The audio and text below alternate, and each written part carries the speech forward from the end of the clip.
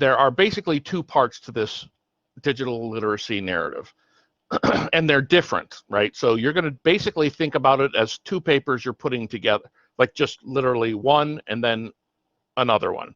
So the first part one, is actual narrative, meaning it's a story that you tell about yourself and you encountering and learning and figuring out some aspect of the digital world, right? And there's a bunch of questions.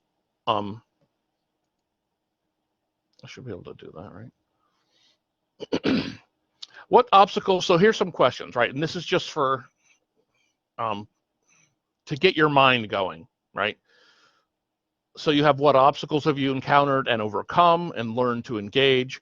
One of the things you do want to think about is that a narrative is a story, but when we make it an essay or an actual short story, something has to happen. So it's usually the character changes. So in this case, you change.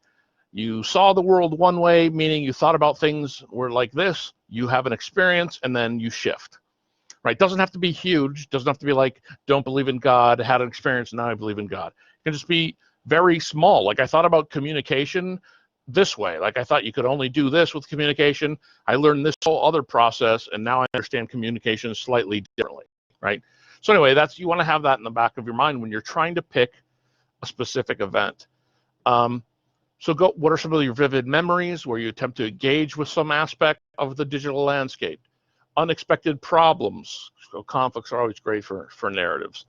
What issues have arisen from posting content on social media? Researching for information. Like, so there's any aspect of your interaction with the digital world, right? Who has helped or hindered your development? And then these are a bunch of quick ones. Do you remember your first encounter with Instagram? Do you tweet? What do you love about Twitter? Whose tweets do you follow? Whose blogs? Do you have your own blog? If blogs might be on their way back, I think which is good. So just keep that there. When and how did you first learn to text? Do you always know I am abbreviations? This is the English Dean thinks this is so. Does it shock you to find that this question? Because you could talk about that, right? You could talk about learning text speak, like, and what that's about and how that changes the way you think about language. At least it did for me. In any event, so that's the 2 to 3 pages. It's a story from your life, personal essay, in which you change because you went through some experience having to do with the digital world. All right, basic idea. You need to have a thesis, right, for every essay, even personal essays, and it's good to have it at the end of the introduction. And what your thesis would be for an essay like this is something about what you learned from the experience or how it changed you. So it's not, it's not a thesis. You're not arguing anything really. You're just trying to be like, because of this instance, right, I understood something else, or I thought of things slightly differently, or had to redefine the way I thought about X. So that's what your thesis will be. Again, so you're doing a draft to post Thursday. I would say don't worry too much about the thesis right now. I'd say write 3 pages on an incident. Try to just generate content. You can figure out what the thesis really is and then clarify it and put it in, like, when we do the revision. But just know that that's what the thesis is, that it's this idea that changed, something about you changed because of an event. Super basic structure for this. It's also because it's short.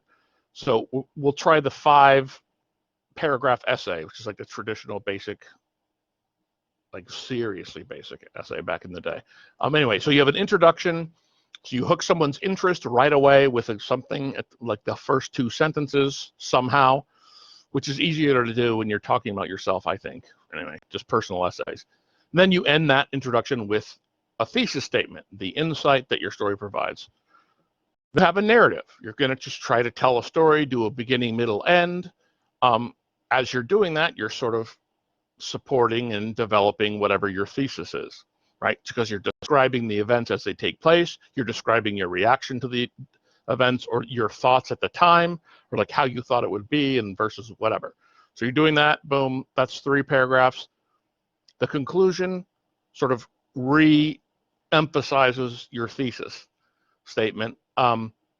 Somehow returns to the hook, like it connects back with the hook. Hopefully we can do that. That's another revision thing.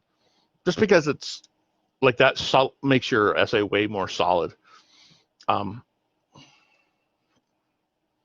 Okay, so that's part 1 of it, about 2 to 3 pages.